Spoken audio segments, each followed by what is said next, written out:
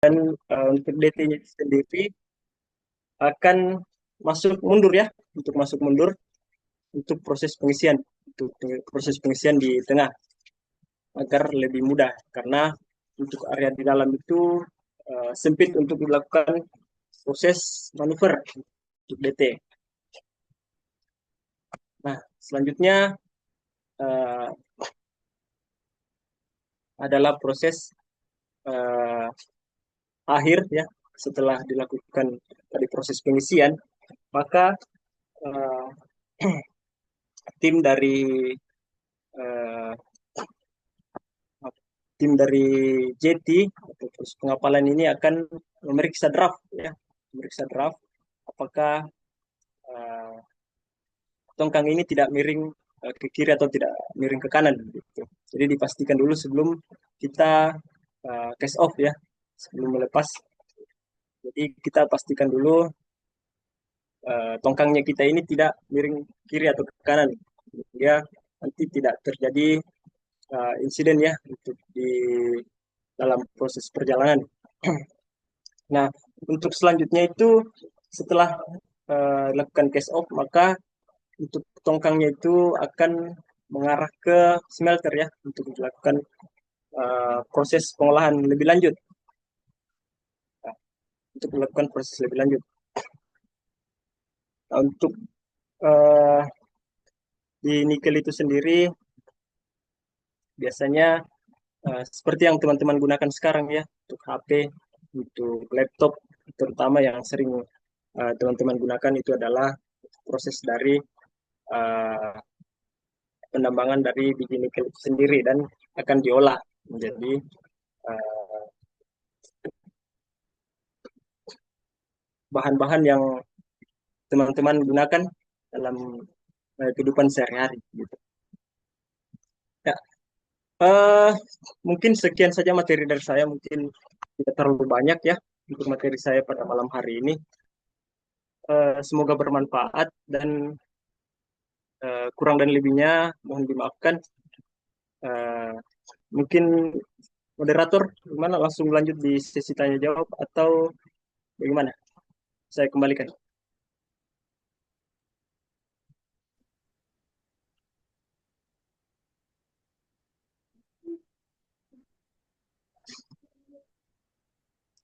Kita langsung masuk sesi tanya jawab saja, Kak. Oke, tadi kita sudah mendengarkan materi yang sudah menambah wawasan baru untuk kita semua dari Kak Efrahim Kaboro ST. Oleh karena itu, jika ada yang ingin memberikan tanggapan ataupun ingin mengulik lebih dalam lagi terkait operasional tambang nikel laterit, kami persilahkan.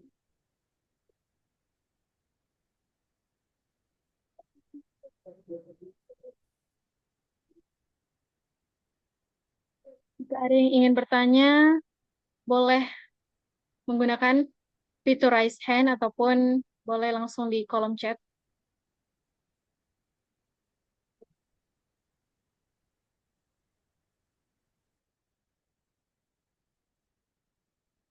Dari Kak Laude Muhammad Kaban, kami persilahkan. Baik Kak, Assalamualaikum warahmatullahi wabarakatuh. Perkenalkan, nama saya Laude Muhammad Kaban. Halo Kak Laude. Saya dari jurusan Teknik Sipil Fakultas Teknik Universitas Haloleo.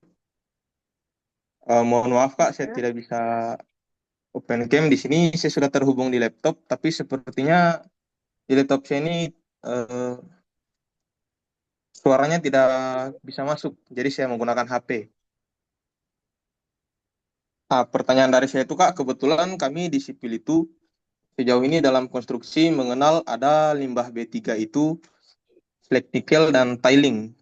Dari pemateri, apakah saya boleh bertanya mengenai bagaimana tiling ini atau limbah B3 tiling dan B3 slag nikel ini dihasilkan dari pengolahan nikel? Dan dari apa yang dipaparkan tadi, bahwa dari nikel tadi itu Pengangkutannya dia cukup banyak. Apakah ketika dari tongkang itu dia menjadi limbah atau dari pemisahan material dari yang diangkut dari tongkang ke smelter itu dia menjadi limbah atau mungkin limbah B3 atau dapat dilakukan rehabilitasi ke lokasi awal, Kak. Terima kasih. Baik, Kak. Sekian mungkin.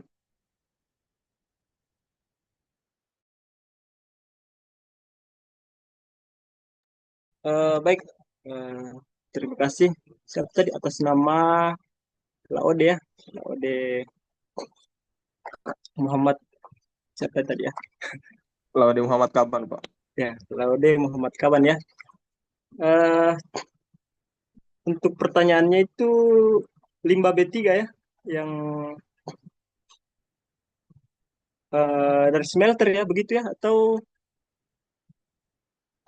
Iya, Pak. Itu kebetulan saya dari sipil ini hanya kenalnya limbah B3 tiling dan slag nikel. Itu saya ingin bertanya bagaimana proses tidak dapatkannya limbah ini dari pemisahannya itu atau bagaimana? Apakah menggunakan bahan?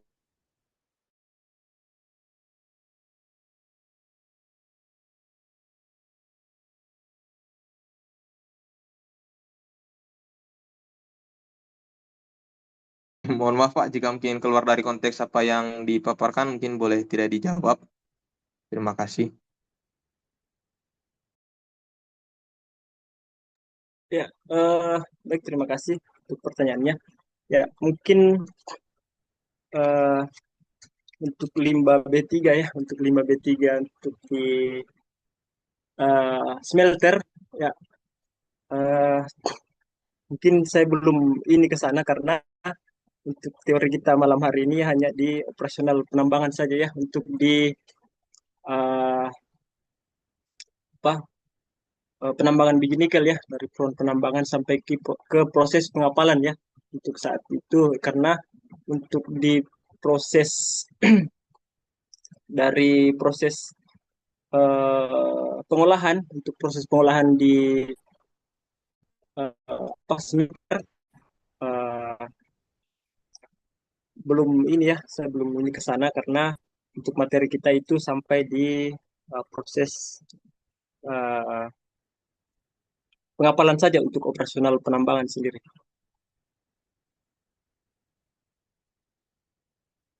Baik Pak, terima kasih banyak. Mohon maaf mungkin konteksnya siap keluar.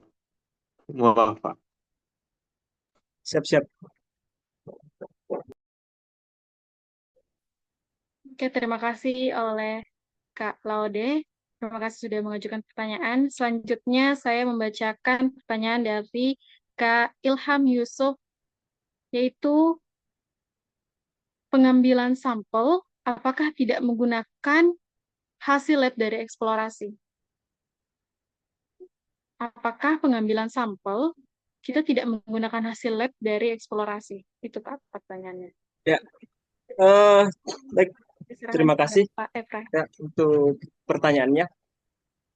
Nah, kenapa apa tadi untuk pengambilan sampel ya? Kenapa tidak dilakukan pengambilan dari eksplorasi ya? Begitu mungkin ya? Pengambilan sampel pada saat orgeting, Pak. Kan kita mengambil sampel lagi pada saat orgeting, pengambilan sampel DOM sama test fit. Ya, Kita tidak memakai acuan kan untuk dari hasil lab dari eksplorasi, kayak kan sebelum eksplorasi kita kan melakukan test fit juga.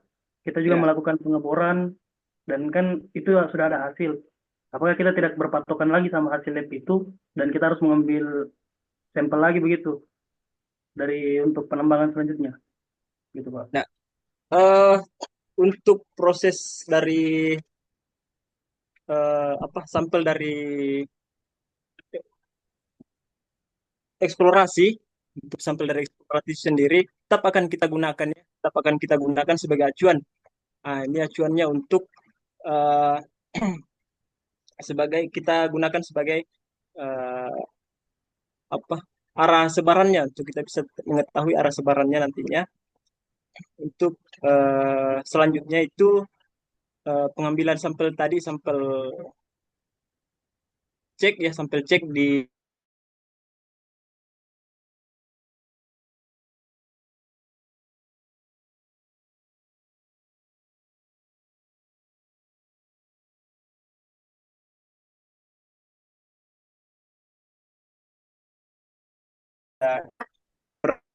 per Meter. apa lagi per meter ya, dia Ya. per meter, biasa dia by meter karena kemudian kalau untuk di sampel sampel cek tadi itu sebagai acuan ya, acuannya teman-teman yang ada di lapangan seperti grid control.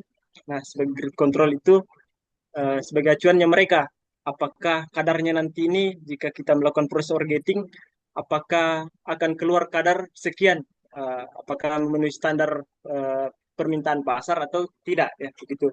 Jadi kita harus melakukan proses recheck ulang. Nah, untuk memastikan bahwa eh, kadarnya itu sesuai dengan kualitas atau kuantitas yang akan kita keluarkan dari front penambangan atau proses pengambilan materialnya kita di lapangan begitu. Jadi tidak sebenarnya untuk sampel tadi yang dikatakan itu tetap akan kita gunakan ya. Tapi kita harus recheck ulang ya. Kita recheck ulang dengan cara proses pengambilan sampel ulang di uh, front penambangan seperti sampel cek, sampel dom, yaitu sangat sangat sangat berpengaruh nantinya. Begitu. Ya, Pak. Makasih jawabannya, Pak. Ya, sama-sama. Terima kasih juga kepada Kak Ilham Yusuf. Selanjutnya ada dari Kak Muhammad Suparlan. Untuk Kak Muhammad Suparlan, saya persilakan. Nah,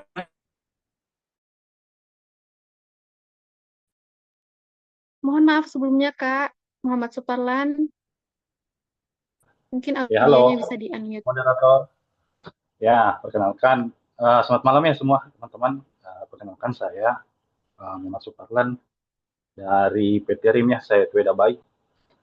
Mungkin yang saya mau tanyakan tadi yang saya lihat pada saat pemaparan materi itu kan ada yang namanya pengambilan sampel cek by sampel komposit.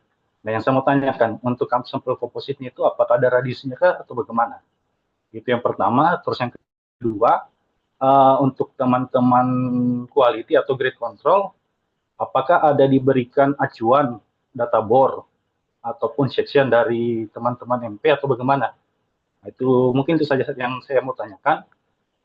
Nah, saya kembalikan ke moderator. Terima kasih. Oke, dua aja moderator yang saya mau tanyakan. Oke, terima kasih Kak. Saya serahkan kepada Kak Ibrahim untuk menjawab pertanyaan tersebut.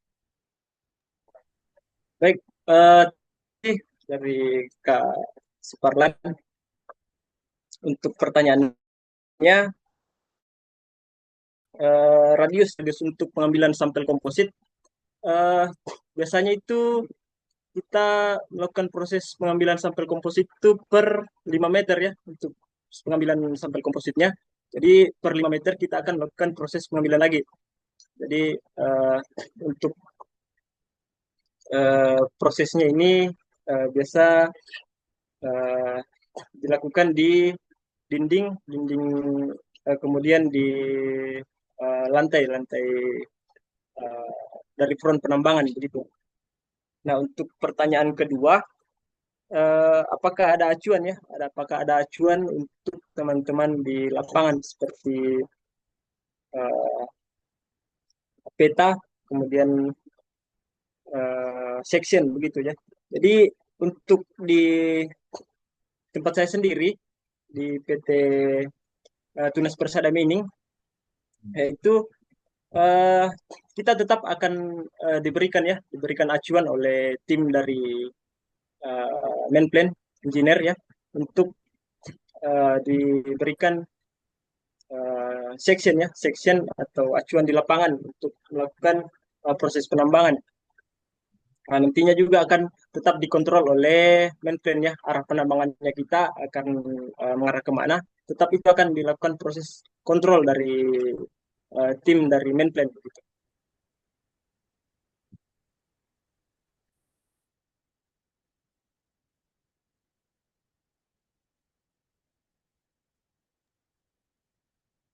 Oke, Bagaimana Kak Muhammad Suparlan, oke. Berarti jawaban memang dari kalau Kak untuk Efraim? Apakah ada tadi tanggapan? disampaikan, ya mungkin tanggapan saya dari Pak Efrem tadi, berarti radiusnya 5 meter ya untuk pengambilan sampel komposit. Itu yang pertama. Terus yang kedua, memang ada ini ya data-data pendukung yang selain sampel karakter tadi, sampel komposit, berarti ada data-data pendukung dari MP juga ya pada saat Ya, di lapangan, baik itu data section maupun data-data hall ya, seperti itu yang disampaikan tadi sama Pak Efrem ya. ya, Oke, kalau gitu. Oke, mungkin sadar saya. Makasih Pak Efrem dan moderator. Makasih.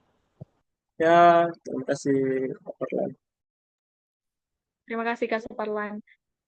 Oke, tadi saya melihat ada di kolom komentar Kak Haikal ingin bertanya. Untuk Kak Haikal, saya persilahkan. Jadi terima kasih banyak atas kesempatannya. Jadi sebelumnya saya mohon maaf karena tidak menyalakan kamera karena sedang berada di tempat keramaian. Tapi kita fokus pada substansinya saja. Jadi mungkin yang menjadi pertanyaan dasar adalah yang disampaikan oleh narasumber tadi adalah bahwa untuk nikel sendiri terdiri dari beberapa lapisan. Dan saya tertarik pada lapisan limonit dan saprolit. Yang dimana dari narasumber tadi sudah jelaskan juga untuk perbedaan secara visualnya. Namun yang menjadi pertanyaan terbesar adalah sebagai grid control sendiri, narasumber untuk membedakan material lapisan ini secara karakteristik dan juga dari data assay itu seperti apa?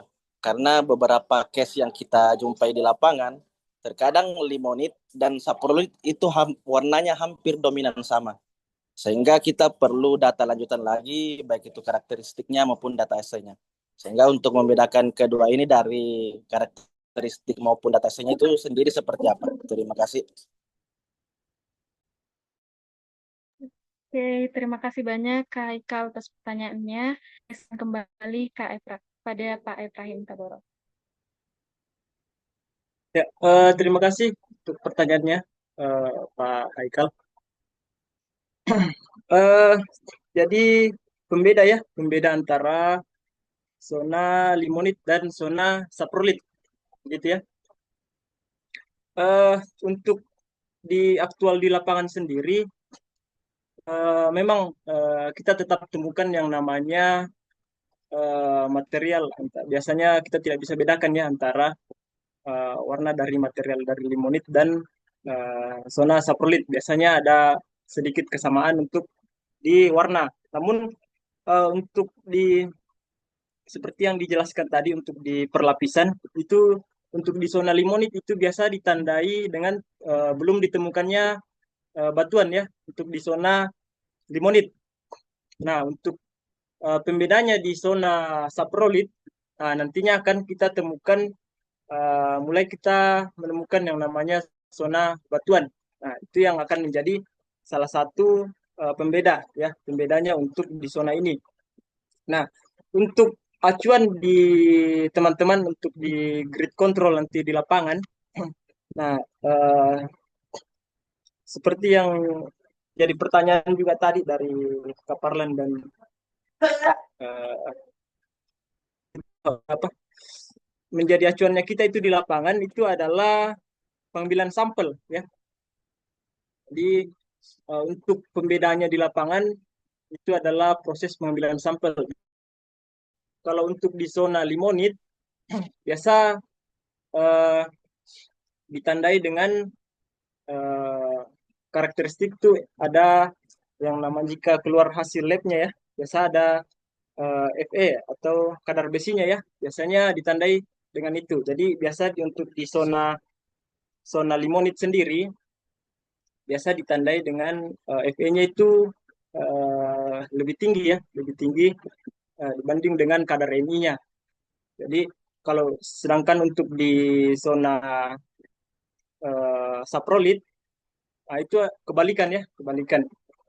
Jadi dia kebalikan. Jadi misal Fe-nya dia lebih rendah dibanding dengan zona limonit sendiri. Ya, mungkin sekian.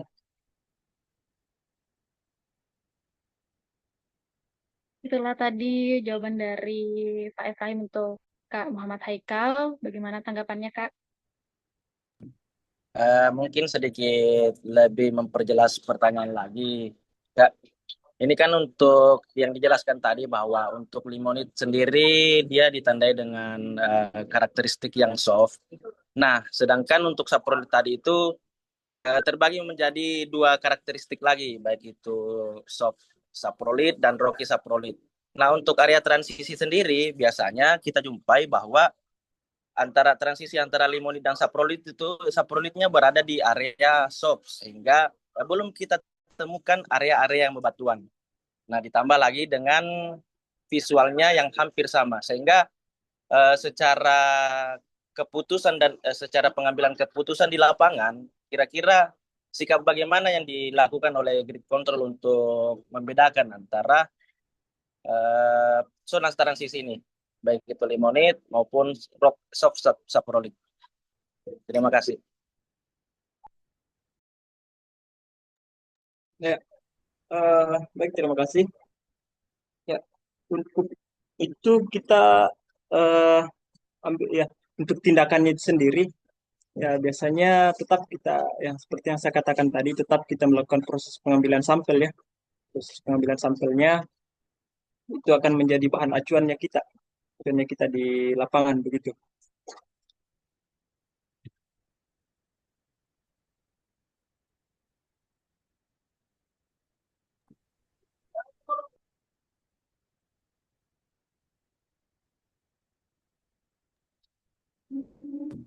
Baik Kak, Oke, untuk masih Haikal. masih bisa ditambah satu pertanyaan lagi Kak jika diperkenankan. Mohon maaf sebelumnya, Kak, karena kami keterbatasan oleh waktu.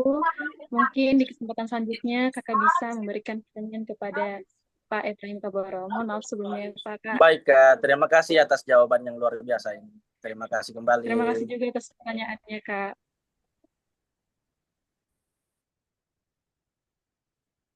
Oke, teman-teman. Semua itulah tadi materi luar biasa yang udah dibawakan oleh Pak Efraim Kaboro ST. Semoga ilmunya bermanfaat buat kita semua dan bisa menjadi gambaran teman-teman, terutama bagi yang mau berkarir di perusahaan tambang nikel laterit. Terima kasih juga untuk narasumber kita yang sangat hebat oleh Pak Efraim Kaboro ST yang udah nyempatkan waktunya untuk sharing dan berbagi pengalaman meskipun di tengah-tengah kesibukan Bapak ya Pak ya. Semoga kesempatan kali ini bisa menjadi ladang pahala buat Pak Efraim. Ya, baik, terima kasih juga kembali Kakak moderator. Sama-sama, Kak. Nah, teman-teman, kalau tadi kita udah bahas tentang proses operasional tambang di nikel laterit, sekarang di materi kedua yang tentunya nggak kalah menarik dari materi sebelumnya. Kita bakal bahas bagaimana proses penambangan di perusahaan tambang batu bara. Penting banget nih, terutama buat teman-teman yang lagi tertarik dengan tambang batu bara. Mungkin udah banyak yang penasaran ya, juga seperti apa proses tambang di perusahaan batu bara. Apakah ada perbedaan dengan tambang di nikel laterit? Nanti akan dibahas lebih lanjut oleh Pak Insinyur Rendra Rian Saputra, IPP. Materi kedua ini kita akan membahas terkait operasional pada tambang batu bara dengan narasumber yang sudah berpengalaman, yaitu Pak Insinyur Rendra Rian Saputra, STIPP. Beliau merupakan grup leader production pada PT Antaraja Mahada Makmur Site Mifa Aceh dan juga merupakan salah satu lulusan mahasiswa teknik pertambangan Universitas 19 November Kolaka. Adapun pengalaman beliau pernah bekerja sebagai foreman production pada tahun 2022 dan juga beliau bekerja sebagai junior engineer pada tahun 2021. Namun, tidak hanya itu, semasa kuliah beliau juga aktif sebagai asisten dosen pada tahun 2019 dan tahun 2020. Dalam bidang organisasi, pada tahun 2024 hingga sekarang, beliau bergabung pada Organisasi Perhimpunan Ahli Pertambangan Indonesia, Perhapi Daerah Lampung, sebagai anggota bidang hubungan perusahaan. Itulah tadi biografi dari narasumber kita yang sangat luar biasa. Tanpa berlama-lama, langsung saja saya serahkan kepada Pak Insinyur Rendra Rian Saputra SP IPP, kepadanya saya persilahkan dengan hormat. Oke, terima kasih kepada Kakak Rianti ya. Izin share screen. Apakah sudah kelihatan rekan-rekan semua? Siap kelihatan Pak Rendra. Kelihatan. Kelihatan, Pak. Kelihatan, Pak. Silakan.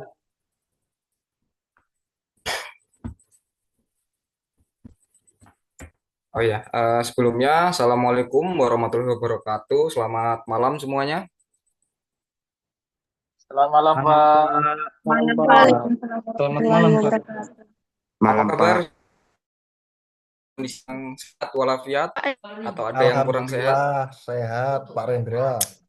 Oke, pertama-tama saya ucapkan terima kasih atas diselenggarakannya kegiatan webinar pertambangan dengan tema dibalik rencana dan implementasi dengan judul perbandingan operasional tambang batubara dan nikel laterit yang diselenggarakan oleh Ace of North. Jadi Ace of North ini merupakan salah satu study club yang ada di Kabupaten Kolaka, Provinsi Sulawesi Tenggara, khususnya menaungi teman-teman mahasiswa teknik pertambangan USN Kolaka.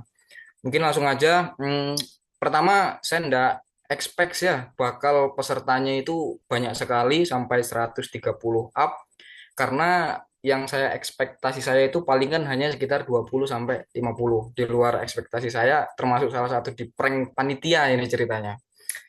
Mungkin langsung aja, saya lihat juga beberapa ada rekan-rekan saya dari Putra Perkasa Abadi, ada dari PT Antam, PT Tiran, dan ada saya lihat tadi beberapa teman-teman CPI ya, Kompeten Person Indonesia, terus ada beberapa dari perusahaan lain, mahasiswa, praktisi.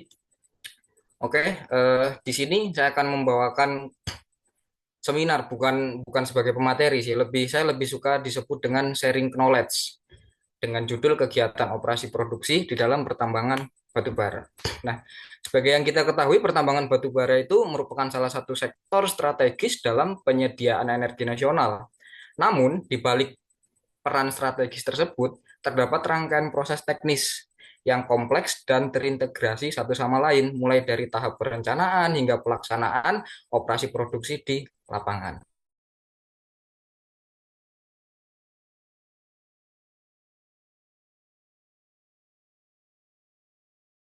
S1 Teknik Pertambangan di Universitas 19 November Kolaka. Saya mengambil program profesi insinyur di Institut Teknologi Indonesia dan sekarang saya sedang lanjut studi S2 Prodi Teknik Pertambangan di UPN Yogyakarta. Jadi sekarang kesibukannya kerja sambil kuliah. Serta organisasi aktif, saya sekarang menjadi pengurus Perhapi, Perhimpunan Ahli Pertambangan Indonesia, pengurus daerah Lampung ya di bidang hubungan perusahaan. Mungkin itu perkenalan secara singkatnya. Tak kenal maka tak sayang. Kalau mau lebih kenal, ya mari sayang-sayangan, kan?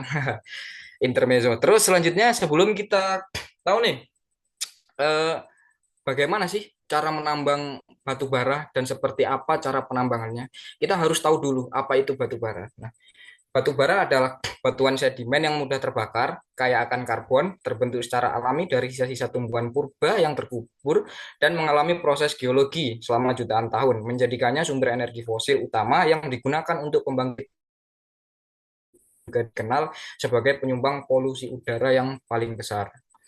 Nah, batu bara itu ada banyak macam jenisnya. Secara geologis dan kualitas batu bara diklasifikasikan berdasarkan tingkat kematangan atau ranknya. Ada beberapa jenis batu bara. Yang pertama gambut, yang kedua lignit, subbituminus, ada bituminus, dan yang terakhir atau ranking batu bara yang tertinggi yaitu antrasit. Nah, perbedaan rank ini berpengaruh langsung terhadap nilai kalor, kandungan air, serta kandungan karbon dan pemanfaatan batu bara dalam industri. Karena itu pemahaman terhadap jenis batu bara menjadi dasar penting dan dalam penentuan metode penambangan dan strategi pengolahan cadangan. Nah, bagaimana proses penambangan batu bara? Di Indonesia, metode yang paling umum digunakan adalah metode tambang terbuka, terutama pada endapan batu bara dengan kedalaman relatif dangkal dan kondisi geologi yang mendukung. Metode penambangan terbuka ini memungkinkan kita memperoleh cadangan yang tinggi, namun memerlukan pengelolaan yang ketat terhadap aspek keselamatan, lingkungan, dan efisiensi biaya. Nah, ini adalah coal mining business process atau yang biasa kita sebut bisnis proses pertambangan bara. Nah, dari alur rangkaian bisnis proses pertambangan batu bara ini akan kita breakdown kan nih satu-satu. Apa aja tahapannya, seperti apa kegiatannya. Ada beberapa kegiatan seperti dari eksplorasi, pembersihan lahan, pemboran, peledakan ketika dia memang menggunakan blasting, karena ada beberapa tambang batu bara yang tidak menggunakan blasting. Dia cukup digali dengan paket eksa ataupun ripping dari sampai yang terakhir ke coal barging, pengapalan batu bara. Nah, langsung aja kita bedah satu persatu. Untuk yang pertama, line clearing. Line clearing itu adalah tahap kegiatan pertambangan yang meliputi pembersihan lahan dari segala vegetasi, pohon, semak, rumput, agar siap untuk aktivitas penambangan selanjutnya. Jadi tahap ini harus dilaksanakan sesuai dengan target perencanaan dan ketentuan lingkungan karena akan mempengaruhi stabilitas area kerja di kegiatan reklamasi yang akan mendatang. Untuk kegiatan menggunakan alat doser maupun eksavator. Nah, yang selanjutnya sebelum kita memasuki OB removal, setelah kita clearing, itu ada lapisan yang mengandung humus atau hara, yaitu topsoil. Kita lakukan kegiatan topsoil removal. Topsoil removal ini pengambilan lapisan tanah paling atas atau pengupasan tanah. Ini pemindahan tanah subur, tanah yang paling subur atau bahan organik sehingga disebut sebagai tanah humus atau topsoil. Jadi dalam pelaksanaannya topsoil ini dapat dilakukan langsung apabila ada bagian dari disposal yang sudah dilakukan final design. Artinya di suatu bagian disposal itu sudah tidak didampingi lagi, tidak dilakukan kegiatan lagi, makanya sudah final. Nah, ketika disposal ini sudah final, maka akan kita soiling. Caranya dengan topsoil removal ini. Bisa langsung kita bawa ke kita spreading untuk nanti direklamasi atau ditanami tumbuhan-tumbuhan yang akan dilakukan oleh Departemen Enviro. Nah, yang kedua, apabila memang opsinya tidak ada bagian disposal tambang atau bagian area tambang yang sudah final design yang membutuhkan soil, maka soil ini kita pindahkan, kita loading ke namanya soil bank atau bank soil. Nah, di soil bank tersebut, soil ini kita simpan. Karena suatu saat ketika ada area-area yang memang sudah final design dan perlu di soiling, namun di area pit sudah tidak terdapat stok soil, soil ini bisa kita pakai.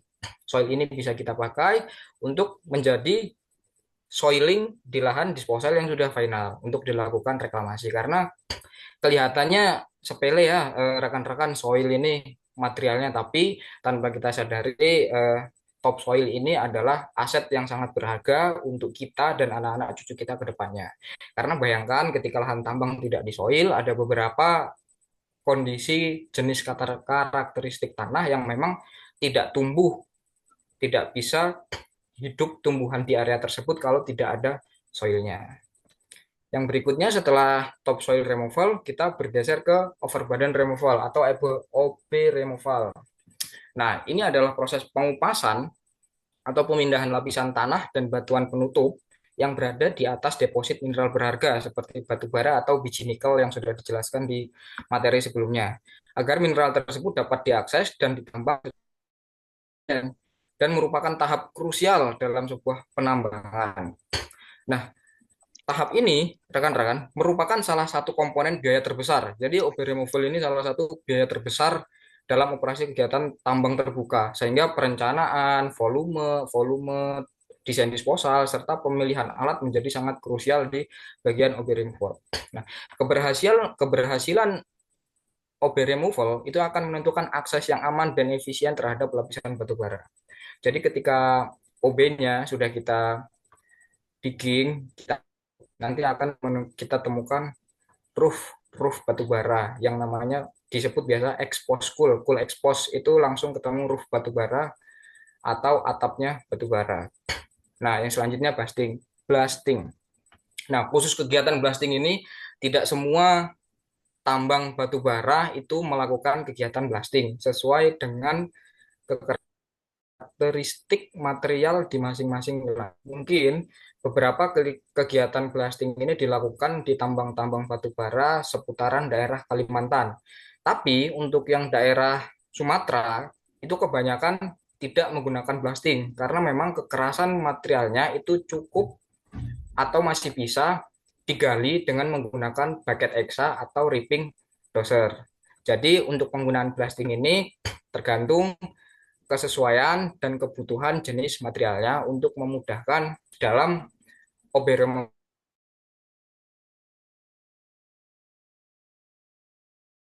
blasting untuk mempercepat operasi penambangan untuk melakukan reduce ukuran. Jadi di blasting ini materialnya nanti jadi bongkahan-bongkahan yang bisa diangkut. Selanjutnya, nah ini tahap yang sangat menentukan di tambang batu bara yaitu cool getting. Kalau tadi di nikel laterite itu ada ore getting, kalau nikel ore getting, kalau batu bara cool getting. Nah, jadi setelah bisa kita lihat di sini, setelah OB removal, OB-nya dikupas, roof batu bara ya, rekan-rekan. Roof batu bara ini posisinya yang di track EXA. Ini di track EXA ini namanya roof batu bara. Roof itu atap, atapnya batu bara ketika sudah di OB removal. Jadi ketika sudah OB-nya dibersihkan, ketemu roofnya, kita akan melakukan kegiatan yang namanya cleaning. Cleaningnya itu biasanya pakai PC 200 rekan-rekan ya. Pakai PC 200 yang di ujung kuku bucketnya itu dipasangi sama cutting, namanya cutting, yaitu plat plat datar yang dipasang di las di kuku bucket PC 200 untuk dilakukan cleaning pada roof batu bara. Tujuan cleaning itu apa? Tujuan cleaningnya itu untuk menghilangkan partikel-partikel kotoran seperti OB-OB yang masih tersisa supaya batu baranya ini kualitasnya jadi bagus dan jadi bersih. Itu yang pertama. Nah, dan yang kedua, perbedaan dari cara penambangan batu bara dan nikel itu terdapat pada unit loadingnya. Unit loadingnya. Kalau batu bara, dia cukup dengan satu unit loading. Satu unit loading bisa PC besar, Big Digger ini PC 1000, bisa PC 12,5. Terus yang di sebelah kiri ini ada PC 400 dengan DT, bisa juga PC 500. Dia cukup dengan satu PC untuk loading batu bara. Tapi kalau nikel itu dia sering terjadi satu PC loading dan di belakangnya PC loading ada PC 200 General Estafet. Biasanya ada yang satu orgeting, satu estafet atau minimal satu PC 200 di belakangnya untuk ngasih umpan ke PC loadingnya. Itu ketika dia pakai metode selective mining. Tapi ketika dia menggunakan metode block, itu dia hanya satu, tapi tetap harus menggunakan PC 200 di belakangnya untuk menghilangkan bongkahan-bongkahan yang memang sesuai arahan grid controlnya ini bagus atau enggak buat diangkut. Tapi kalau batu bara, ya hanya cukup satu PC 200-nya tadi, yaitu cuma untuk cleaning membersihkan area. Ketika sudah dibersihkan areanya, maka cukup satu PC yang duduk untuk loading batu bara. Dan ketika tadi batu bara ini ada beberapa lapisan juga, yaitu kalau beberapa perusahaan itu menyebutnya SIM A, SIM B, dan SIM C. Yaitu di lapisan batu bara paling atas itu SIM A, ke bawah itu SIM B, dan SIM C. Nah, di antara batu bara, ketika ini sudah habis di loading, itu akan ketemu floor. Nah, floor batu bara ini sudah habis. Jadi antara perbatasan batu bara dengan OB di bawahnya, itu namanya floor, dapat namanya floor. Nah, ketika floor ini biasa disebut parting, ini nanti di loading lagi. Jadi floor batu bara ini lantai batu bara. Setelah itu di bawah lantai batu bara, di bawah floor ini ada OB lagi. OB lagi namanya interburden. Jadi perbatasan antara atau zona transisi antara batu bara A yaitu biasa disebut interburden. Kalau bahasa ininya interburden, tapi kalau teman-teman di lapangan ya wis menyebutnya OB, tapi sebenarnya nama ilmiahnya interburden. Perbatasan antara lapisan transisi lapisan batu bara dengan batu bara lainnya. Nah, setelah digating, batu bara ini langsung dibawa ke stockroom untuk ditampung di sana. Stockroom melalui timbangan, di gating, terus melalui timbangan baru ditumpuk di stockroom. Nah, setelah di stockroom, dia akan melalui proses yang namanya cold crushing. Nah, jadi ketika sudah di gating, ada beberapa yang masuk stockroom, ada beberapa yang langsung masuk ke hopper. Jadi mulut crusher, lubang crusher itu namanya hopper.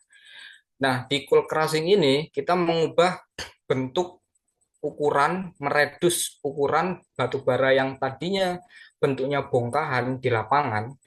Ketika dimasukkan ke crusher ini dia jadi bentuknya ukuran-ukuran kecil yang lebih lembut sesuai dengan permintaan atau spesifikasi konsumen yang diinginkan. Jadi dia akan di crusher sesuai dengan ukuran yang sudah ditetapkan oleh perusahaan. Nah, setelah di crusher dia akan menjadi butiran partikel ya, bentuk yang lebih kecil, diredus ukurannya. Lalu nanti akan di cold rolling. Nah, cold rolling ini pengangkutan dari stockroom dari crusher yang sudah batu bara yang sudah di crusher tadi diangkut ke conveyor.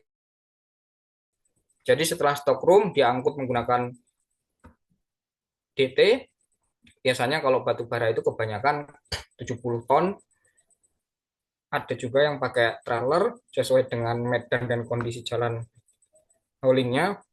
Lalu dibawa ke jeti. Ke jeti itu nanti dia dimasukkan lagi ke hopper, tapi hoppernya ini ke conveyor yang langsung mengantarkan batu bara asingan tadi ini ke tongkang dan langsung menyambung dengan ke di crusher, ukurannya diperkecil, diredus, lalu dilakukan cold rolling, dimasukkan ke conveyor, lalu dimasukkan ke tongkang. Ketika tadi pengapalan barging menggunakan barging nikel menggunakan DT sampai ke dalam tongkang, ketika batu bara ini kebanyakan dia hanya menggunakan DT sampai ke konveyor. Jadi nanti batu bara itu diangkut oleh konveyor berjalan ke arah tongkang. Jadi langsung konveyor itu ke pinggir laut. Jadi ke pinggir laut langsung di atas ke tongkang. Nah, terus selanjutnya dalam melakukan penambangan batu bara, apa sih yang menjadi goals dalam proses penambangan? Secara umum, tujuan utama operasi produksi pertambangan adalah mencapai tingkat keselamatan yang tinggi, safe operation, produktivitas optimal, lalu waktu yang tidak produktif itu diminimalkan, dan mengefisiensikan biaya operasi produksi, serta kualitas produk yang sesuai dengan standar. Jadi goal yang akan kita capai, yang akan kita tuju beberapa yang sudah kita sebutkan tadi, yaitu safe operation, max productivity, minimal posting time, lowest cost, dan best productive quality. Nah, untuk mencapai goals tersebut, bagaimana sih caranya? Caranya gimana nih supaya semua yang kita inginkan tercapai? Harus apa? Kita harus seperti apa? Tentunya dengan kerjasama antar departemen yang bagaimana yang dapat mencapai target produksi, produktivitinya dapat, bagaimana caranya. Nah, yang pertama itu dengan melakukan identifikasi semua elemen teknis untuk membuat perencanaan yang efisien. Salah satunya mempelajari rencana customer. Ini kegiatan yang dilakukan oleh kontraktor batubara ya.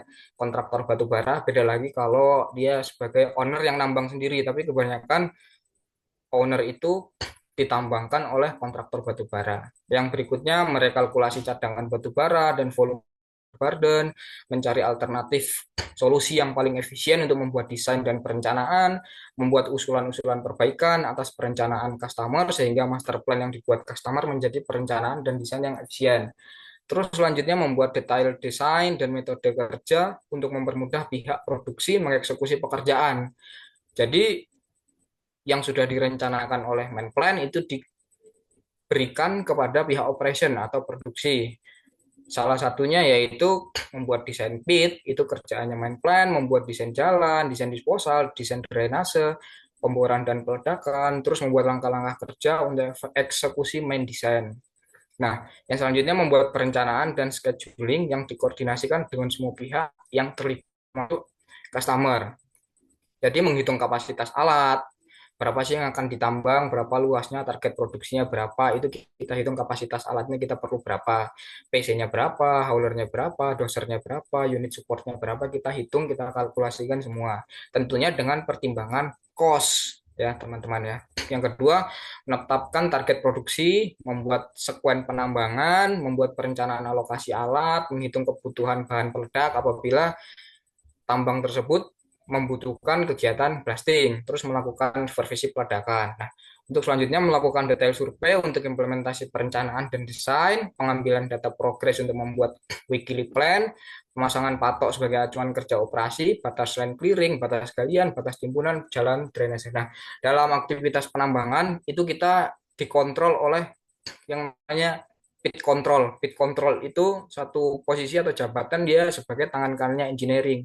Nah, salah satu tupoksinya pemasangan patok sebagai atuan kerja operasi, sebagai pengingat bahwa batas line clearingnya ini, anualnya ini, monolinya di sini, dikasih batas-batas sama pit control, sehingga kita tidak melebar dari batas-batas yang telah ditentukan atau tidak kurang dari batas yang sudah ditentukan. Beliau juga yang menunjukkan batas galiannya di mana, batas timbunannya di mana, jalannya di mana, dan desain drainasenya seperti apa. Nah, selanjutnya setelah dilakukan perencanaan dan desain, maka kita lakukan kontrol. Kita lakukan kontrol, yang pertama pengukuran, pengontrolan terhadap progres kerja operasi. Kontrol terhadap progres operasi, slope bench, tube bench, crash, kemiringan jalan, kemiringan drainase.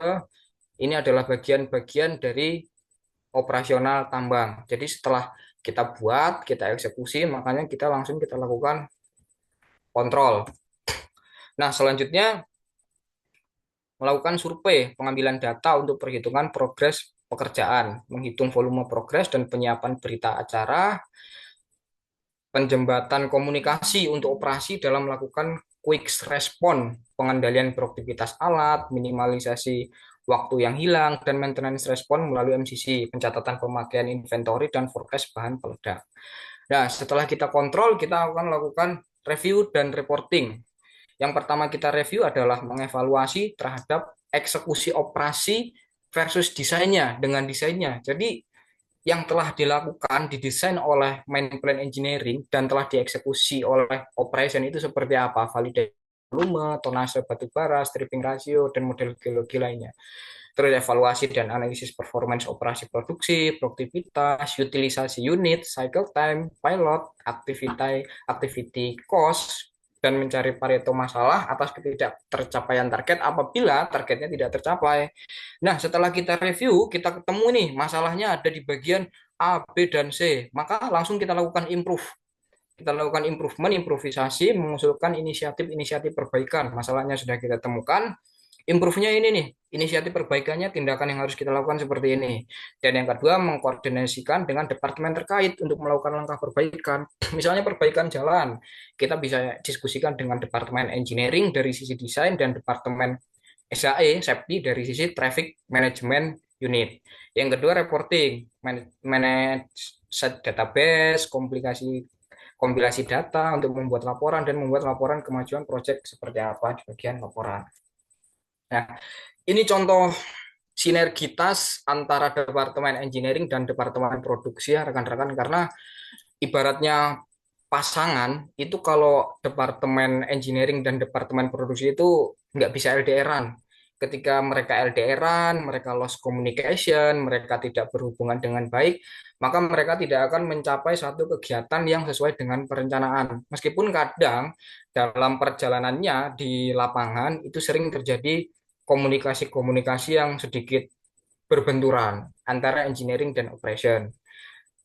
Dan itu terjadi karena perbedaan pendapat seiring berjalannya kegiatan di lapangan. Tapi tidak bisa dipungkiri ketika ada perbedaan pendapat harus ditemukan nih solusinya seperti apa. Jadi keduanya sama-sama berjalan. Ini salah satu contoh general work drainase, yaitu membuat air ya dalam penambangan, desain pemompaan, engineering merencanakan, dan produksi mengeksekusi. Nah, dalam melakukan kegiatan penambangan sudah kita ketahui bersama tadi langkah-langkahnya yang harus kita ketahui ini seperti apa, langkah-langkahnya apa saja. Nah, ada parameter-parameter juga yang harus diperhatikan dalam proses penambangan. Ini yang diberlakukan banyak tambang batu bara, mungkin juga tambang nikel sudah ada beberapa yang berlaku. Ini saya sedikit review parameter yang harus diperhatikan dalam proses penambangan yang digunakan untuk evaluasi kinerja produksi untuk bisa tembus nih, achieve nih dari segi produksi maupun dari segi productivity ataupun keuntungan. Jadi ada parameter ketercapaian yaitu EST, pilot, LT, speed, PTY, FT, FC. Nah, kebanyakan perusahaan itu mereka mengabaikan EST, empty stop time. PLD ini pilot, LT ini loading time, speed, kecepatan unit, productivity, dan fuel consumption. Nah, yang pertama empty stop time ini yang kebanyakan perusahaan yang lain kurang menerapkan, yaitu waktu berhenti atau waktu kosong, di mana suatu alat produktif seperti menunggu muatan dalam antrian. Nah, ketika ST ini membengkak dari plan yang sudah direncanakan, maka otomatis biaya sewa rental unitnya tetap berjalan dibayar, solarnya juga tetap dibakar, tapi unit ini tidak bekerja secara produktif. Ya, produktif. HM unit jalan, tapi kos jalan juga karena HM unit jalan, otomatis rental unit jalan, lalu solar bahan bakarnya juga terbakar. Ini kan terbakar, tapi unit ini tidak bekerja, unit ini kosong. Nah, itu yang dikatakan empty stop time. Ketika sudah melebihi target atau plan yang sudah ditetapkan, maka sudah bisa kita hitung tuh kerugiannya, uang yang dibakar secara percuma itu berapa. Yang kedua, pilot. Nah, di masing-masing perusahaan, saya rasa meskipun tambang nikel juga punya standar pilot muatan dalam satu kali angkut itu berapa ton dalam satu kali angkut sesuai dengan kapasitas unit masing-masing. Nah, jadi ketika kita melakukan penggalian atau melakukan overburden removal, kita menggali tuh digging, kita lakukan loading material ke unit dump truck atau unit HD785. Misal kapasitas pilot atau target pilot yang ditentukan itu 100 ton per unit. Tapi ketika kita hanya masukkan 80 ton, maka sudah bisa dihitung kerugian kita di situ berapa, teman-teman. Nah, ini mungkin yang perlu dievaluasi beberapa tentang muatan. Bisa jadi kendala muatannya tidak tercapai, ada masalah di jalan, atau dengan ada masalah di front maupun di disposal nanti bisa diimprove setelah ditemukan masalahnya terdapat di bagian mana. Nah, yang ketiga loading time. Loading time ini termasuk salah satu siklus dari cycle time. Loading time PC ya, diggernya, yaitu waktu untuk memuat material biji atau tanah penutup ke dalam alat angkut dihitung dari saat alat mulai hingga truk siap berangkat. Nah, yang sudah diplankan misal ketika dia pakai PC 2000 atau 12,5 satu kali mengisi unit HD 785 dia sudah diplankan di sini 2,5 menit tapi aktualnya dia sampai 4 menit atau 5 menit. Nah, itu kan mengganggu perputaran cycle time yang lain. Rekan-rekan harusnya sudah berangkat satu lot, ini belum berangkat otomatis yang baru dumping menumpuk. Akhirnya putaran fleetnya itu mereka terganggu. Nah, yang selanjutnya speed atau kecepatan. Nah, kecepatan ini juga sering diperhatikan oleh perusahaan-perusahaan yang lain. Ini pengaruhnya besar sekali kecepatan karena ini berpengaruh dengan yang sudah dihitung untuk menghitung match faktor juga kecepatannya berapa dengan lebar jalan yang seperti apa bisa atau tidak biasanya sudah ditentukan dengan main plan ketika diplankan dengan kecepatan misal 18 km per jam tapi aktualnya cuma 10 km per jam berarti itu nanti mereka jadinya akan memperlambat kegiatan produksi. Makanya speed ini berpengaruh besar terhadap kegiatan operasi produksi yang telah dilaksanakan. Faktor-faktornya juga banyak mempengaruhi speed. Nah, yang kedua fuel consumption. Nah, fuel consumption ini saya rasa semua perusahaan juga mengamati dan mencermati berapa kapasitas atau fuel yang digunakan, fuel rasio 1 jam PC tertentu atau unit tertentu 1 jamnya itu memakai fuel berapa liter. Nah, itu bisa kita analisa kok ketika plannya itu seharusnya itu 1 jamnya, misal HD785 1 jamnya itu 85 liter, kok tiba-tiba dia naik ke 114 liter, berarti ada apa nih? Kendalanya di mana? Apakah dia berpengaruh ke EST yang tadi, empty stop time, unitnya nyala, tapi tidak beroperasi secara maksimal. Nah, berarti kan fuel consumption-nya melambung tinggi. Nah, itu bisa kita analisa dari situ. Nah, yang terakhir productivity. Productivity itu satuan outputnya per waktu. Jadi dia productivity unit, productivity loader per jam. Per jamnya bisa kita lihat atau kubiknya per shift yang mencerminkan efisiensi alat berat seperti ekskavator dan dump truck. Bisa kita lihat di contoh tabel yang saya lampirkan ini, salah satu contoh productivity suatu perusahaan per jam, per unit, dan per fleet. Dia mempengaruhi sekali. Apabila dia berwarna merah berarti tidak target, tidak tembus terhadap plan yang sudah ditetapkan. Nah, ini productivity juga. Productivity ada productivity loader dan productivity hauler. Nah, ketika ini jaring-jaring EST tadi, ketika dikorelasikan rekan-rekan semua,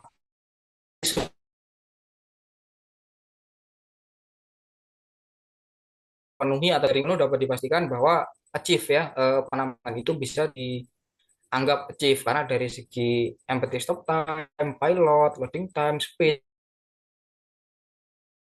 productivity dan fuel consumption-nya itu memenuhi target, memenuhi sesuai dengan rencana yang telah ditetapkan. Tapi sebaliknya, apabila semuanya ini menjauh dari garis jaring-jaringnya, sudah bisa dipastikan bisa jadi target telah tembus, tapi productivity-nya nggak dapat. Dan kemungkinan meskipun target produksinya tembus per bulan atau per tahun, tapi keuntungannya malah minus, bisa jadi. Nah, yang terakhir kesimpulan, dapat disimpulkan bahwa kegiatan operasi produksi merupakan jantung dari aktivitas pertambangan batu bara karena pada tahap inilah keseluruhan perencanaan teknis diwujudkan secara nyata di lapangan mulai dari line clearing hingga cool hauling. Setiap tahapan memiliki keterkaitan yang kuat dan tidak dapat berdiri sendiri.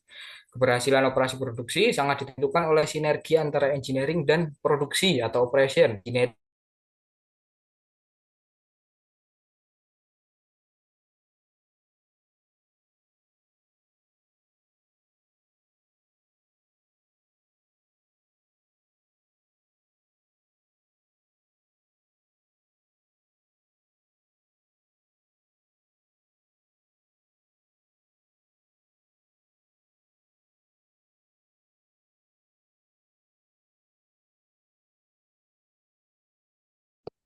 Minta minta maaf ya rekan-rekan, ini apa namanya, tiba-tiba jaringannya putus. Mungkin kalau ada yang mau bertanya, saya kembalikan sama moderator.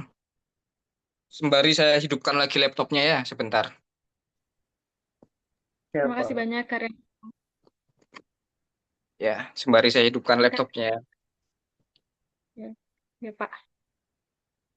Rekan-rekan sekalian, itulah tadi kita sudah menyaksikan bersama-sama materi yang luar biasa dari Pak Insinyur Rendra Rian Saputra STIPP. Jika ada yang ingin memberikan tanggapan, kami persilahkan. Saya mau bertanya, Kak. Oke, saya persilakan ke Ilham. Perkenalkan, nama saya Muhammad Lam Yusuf. Saya mau bertanya, kan tadi di batu bara juga itu ada sedimen. Yang saya mau pertanyakan, apa perbedaan sedimen di batu bara sama sedimen yang berada di nikel? Apakah kedua material itu berbeda atau bagaimana, Kak? Terima kasih. Oke, bentar ya, sambil tak nyalakan laptopnya supaya ada gambarnya. Siap, Pak. Rekan-rekan sekalian, sambil menunggu Karendra, mungkin bisa ada yang ingin mengajukan pertanyaan selanjutnya. Baik, Mbak. Izin, Mbak, sebelumnya. Perkenalkan, saya ada Ari Andika dari Politeknik Akamegas Palembang, Prodi Teknik Pertambangan Batubara. Sebelumnya izin untuk Bapak-Bapak dan Kakak-Kakak. Jadi izin Pak Indra, untuk topsoil ini kan tidak selalu ada di tempat-tempat penambangan, Pak. Jadi bagaimana cara kita untuk mengatasi tempat atau tambang yang tidak ada topsoil? Langsung dia itu langsung ada OB-nya saja, Pak. Untuk topsoilnya tidak ada. Untuk masalah reklamasinya itu bagaimana, Pak? Apakah OB itu bisa untuk kita reklamasi di pit yang yang telah kita tambang tadi, Pak? Baik, mungkin itu saja. Saya kembalikan ke moderator.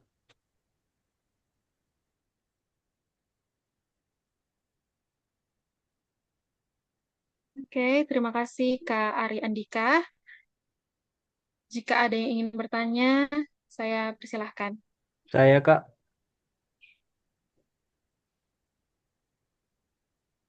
Oke, Kak Harsamin Farsan, saya persilahkan. baik Kak. Saya mau bertanya. eh, Tadi kan materinya eh, tentang, kalau tidak salah itu tentang pengolahan batu bara ya. Ya, betul. Nah, pertanyaan saya, eh, eh, kan setiap pengolahan Mohon maaf, batu bara itu, operasional tambang batu bara. Mohon maaf oh, sebelumnya. Lebih mengacu ke operasional tambang batu baranya.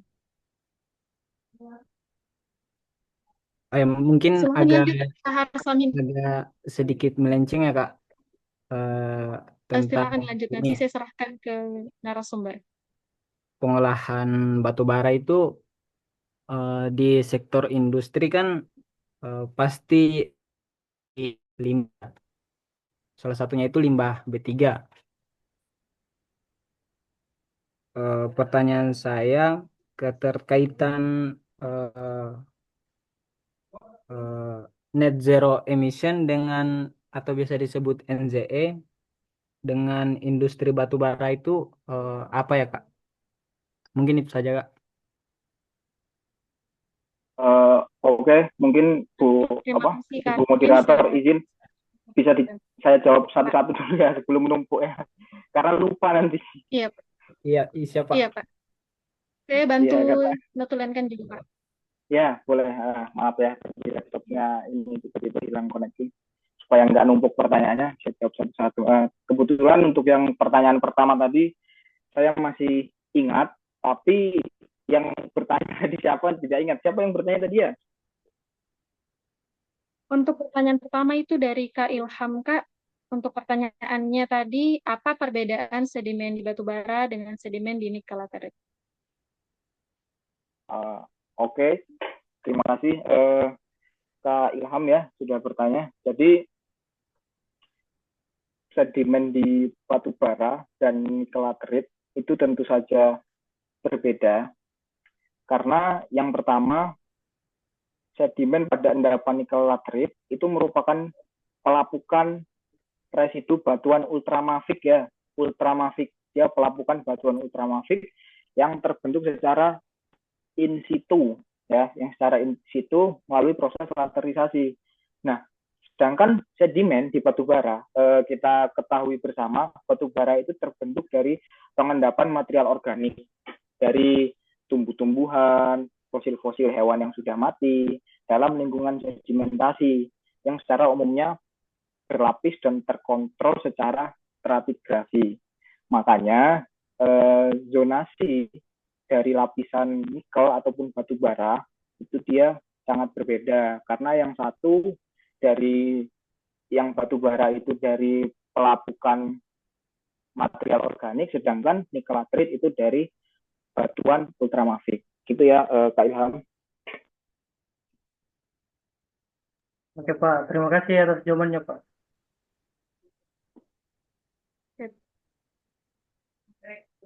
Terima kasih untuk Kak Ilham atas pertanyaannya. Selanjutnya saya bacakan pertanyaan dari Kak Ari Andika. Untuk Kak Ari Andika mungkin boleh muncul dulu, Kak. Ya, baik, Mbak. Terima kasih. Oke, saya bacakan ya. Karena topsoil tidak selalu ada, untuk itu cara mengatasi suatu tempat atau tambang yang tidak mempunyai Dan apakah ada regulasi terkait hal itu? Apakah betul pertanyaannya seperti itu, Kak Aryan Dika? Ya Mbak, betul Mbak. Seperti itu Mbak. Oke, saya serahkan kepada narasumber. Oh ya, terima kasih Pak Andika ya. Oh ya, memang ada beberapa kondisi daerah tambang yang tidak memiliki soil. Nah, salah satunya ada, menurut pengalaman saya, ada, pertama kita bahas soal karakteristik tanah dulu. Nah, ada juga beberapa daerah tambang yang tidak memiliki soil, tapi karakteristik material tanahnya itu dapat hidup atau ditumbuhi dengan tumbuhan meskipun tidak dilapisi soil. Nah, seperti contohnya di tempat saya sekarang di Aceh Barat di PT OB-nya itu tidak perlu dikasih soil, tidak perlu di soil, tapi dia dapat tumbuh sendiri tumbuhan di situ karena adanya banyak ini hewan ternak liar, kerbau. Jadi kalau di sini itu kerbau, sapi, kambing itu dilepas, tidak ada yang dimasukkan kandang. Nah itu ketika alamnya. Nah ketika secara buatannya untuk mengakalinya itu dilakukan dengan soil treatment. Soil treatment itu dengan pembuatan pupuk kompos dan ditaburkan di area-area disposal yang sudah final. Terus beberapa sekitar 4 bulan lalu itu saya pernah dengar teman saya, kebetulan beliau konsultan di salah satu perusahaan yang memang bergerak di bidang enviro. Dia itu menemukan bahan kimia dicampur dengan organik, saya lupa namanya karena itu masih produk trial, uji coba, pengganti soil atau overburden yang halus.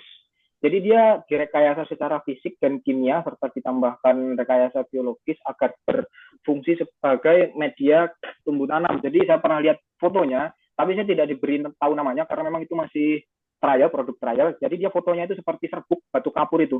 Dia ditaburkan ke area-area disposal yang sudah final, Bang. Jadi ditaburkan, ketika ditaburkan, dia nanti akan menginisiasi terbentuknya humus di tanah tersebut. Jadi bukan serbuk tadi ini yang untuk ditanami, tapi serbuk tadi ini bahan atau biang humus. Jadi ketika disebarkan di situ, nanti tanah yang sudah ada itu meskipun tidak ada soilnya, dia akan berhumus. Gitu Bang. Nanti saya baca-baca ulang juga, ada beberapa jurnal juga Bang yang sudah rilis tentang soil treatment menggunakan bahan-bahan yang lainnya.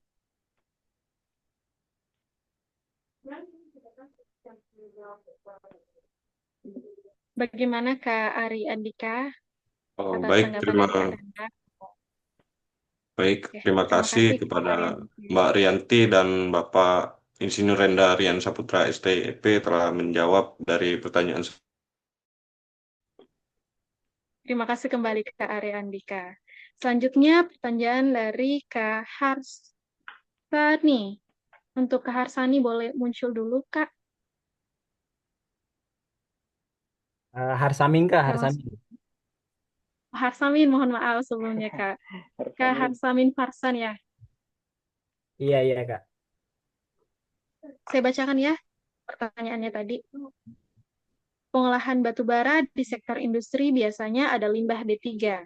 Apakah ada keterkaitan HZE dengan industri batu bara? Apakah betul seperti itu pertanyaannya Kak? Lebih tepatnya NZE Kak, atau Net Zero Emission. Oke, baik. Saya serahkan kepada narasumber kita. Apa tadi pertanyaannya? Keterkaitan net zero emission dengan pertambangan batu bara Kak. Oh, ini hubungannya dengan ini ya, gas rumah kaca. Iya Kak, betul. Ya, ini berhubungannya dengan gas rumah kaca. Jadi yang harus pertama kita ketahui, apa itu NZE dulu, net zero emission. Net zero emission itu kebetulan saya pernah sedikit ikut training gas rumah kaca ikut ISO-nya belum lama lah, tahun lalu akhir tahun itu dihasilkan dengan penyerapan atau pengurangan sehingga kalau tidak salah dia itu gas rumah kaca itu yang diinikan oleh yang menipiskan ozon itu adalah hasil dari gas rumah kaca. Jadi keterkaitannya itu sangat ada kaitannya dengan gas rumah kaca, tambang batu bara itu. Tapi kita tidak bisa mengurangi atau menghilangkan NZE pada tambang secara instan itu tidak bisa. Yang bisa kita lakukan hanya mengurangi, menjadikan tambang batu bara lebih bersih,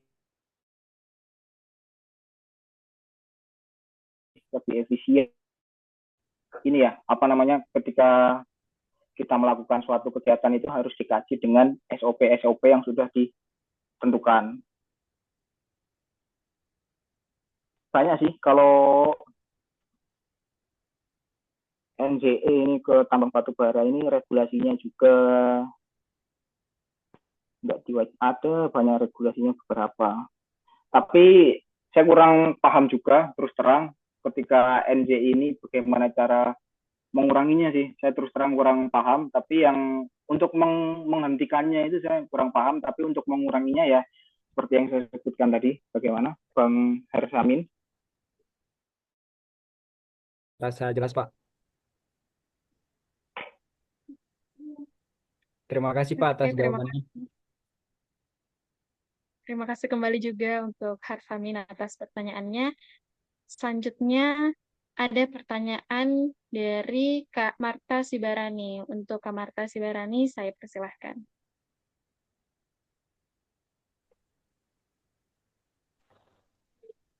Baik, terima kasih Kak atas waktunya. Pertanyaan saya itu, kan tadi pada biji yang nikel kan ada perbedaan untuk kualitasnya kan bisa lapisannya ada nih yang saprolit, limonit sama di atasnya. Yang untuk batu bara sendiri kan tadi Bapak seminar menjelaskan itu ada lapisan yang SIN, interbarden sama SIN B. Di sini untuk produksinya Pak ada nggak? Kalau yang nikel itu kan limonit atau yang kadar rendah itu kan dibuang. Kalau untuk batu bara sendiri ada tidak yang kalornya gitu Pak, yang di bawah segini nanti masuk yang dilihat dari lapisannya gitu Pak. Nah, mungkin itu saya pertanyaan saya Kak. Terima kasih.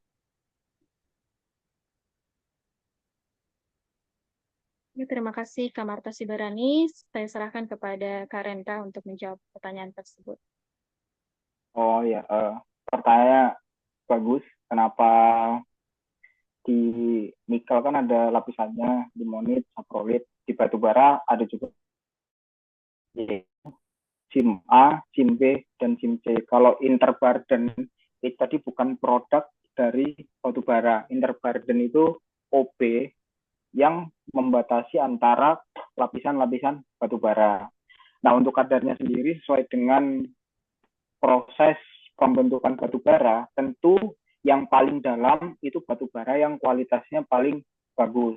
Jadi yang paling atas itu dinamakan SIM A. Itu tergantung perusahaan sih kalau penamaannya, karena ada juga penamaan saya ketahui itu ada yang SIM 1, SIM 2, SIM 3. Nah, tapi kebetulan kalau di tempat saya sendiri itu penamaannya SIM A, SIM B, dan SIM C.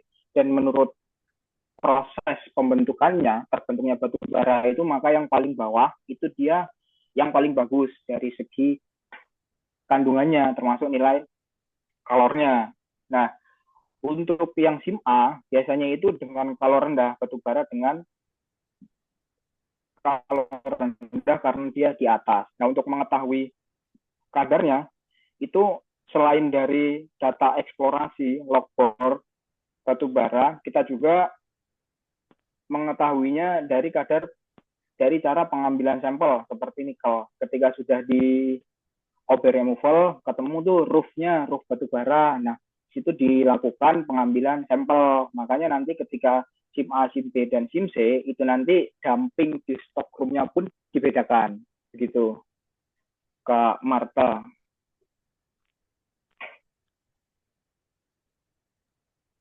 Saya kembalikan Oke ke Bapak, Kak terima kasih Marta. Bapak. Ada tanggapan? Oh, iya, iya Kak, terima kasih Kak. Ngerti Kak. Terima kasih kembali Kak Marta. Oke, selanjutnya mungkin pertanyaan terakhir ya. Dari Kak Muhammad Ihsan Pratama. Saya persilahkan. Baik, terima kasih atas kesempatannya. Di sini Kak, saya ingin bertanya terkait lingkungan akibat pengambilan batu bara. Misalnya nih ada genangan air diakibatkan oleh lubang material batu bara yang diambil itu terlalu banyak dibanding OB yang digunakan pada saat menimbun. Yang ingin saya tanyakan mungkin bisa dijelaskan kerusakan lingkungan yang fatal apa saja yang bisa terjadi dan bagaimana cara solusinya untuk menangani masalah tersebut. Oke, Iksan, langsung saya jawab ya. Pertanyaannya bagus sekali. Kita sebagai orang tambang, sebagai penambang, meskipun ya, sekalipun tambang itu merusak, tapi jangan bilang kalau tambang itu merusak, tapi mengubah bentang alam. Betul, tambang itu merusak, tapi kita cara regulasi dan peruntukan lahan setelah ditambang itu semuanya ada. Itu namanya di good governance. Salah satunya ketika tadi itu diambil, OP-nya diambil, batu baranya diambil, makanya dia tercipta lubang yang besar. Nah, pertama, sebelum dibukanya tambang batu bara, itu pasti sudah ada AMDAL-nya, analisis dampak lingkungan.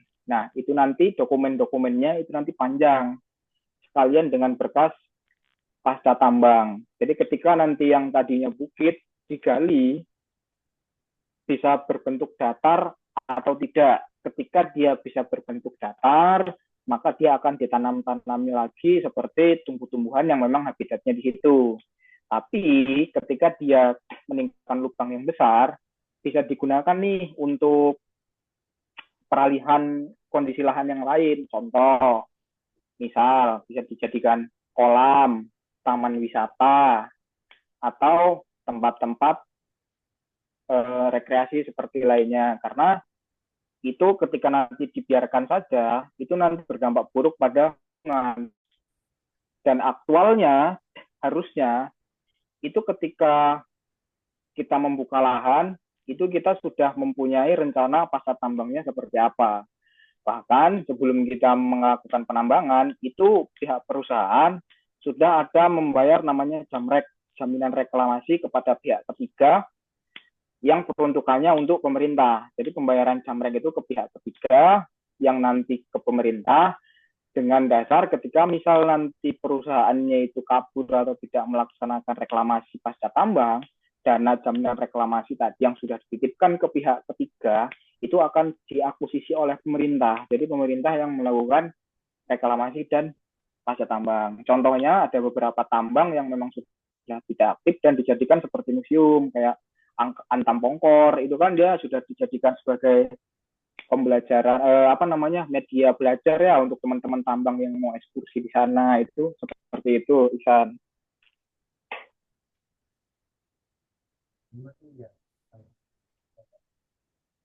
Bagaimana Kak Iksan, apakah ada tanggapan?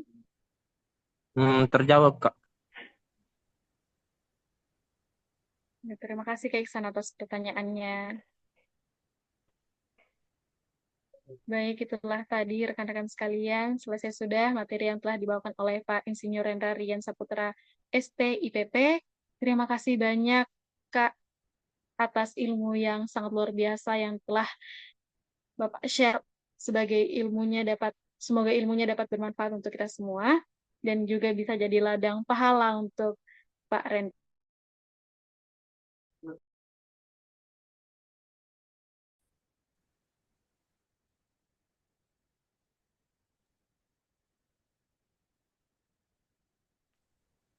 Oke, rekan-rekan sekalian, dari kedua materi tadi, dapat kita simpulkan bahwa perbedaan operasional tambang batubara dan tambang nikel laterite adalah pada jenis material dan karakteristiknya, dan kemudian juga pada metode penambangannya, dan juga proses pengolahannya. Sekali lagi kami mengucapkan banyak-banyak terima kasih kepada kedua pemateri hebat kita pada hari ini. Semoga kedepannya kita bisa dikasih kesempatan buat diskusi lagi dengan Pak Rendra dan Pak Ibrahim. Terima kasih juga untuk S of North yang telah mengadakan webinar ini, yang insya Allah webinar kita ini dapat menjadi ladang ilmu untuk kita semua pada malam hari ini. Rekan-rekan sekalian, barangkali nih ada yang penasaran tentang S of North. Jadi, S of North merupakan salah satu study club eksternal mahasiswa teknik pertambangan yang ada di Universitas 19 November Kolaka yang berfokus di bidang pertambangan. Jadi, kalau mau kepoin lebih lanjut terkait S of North, boleh banget langsung ke IG S of North.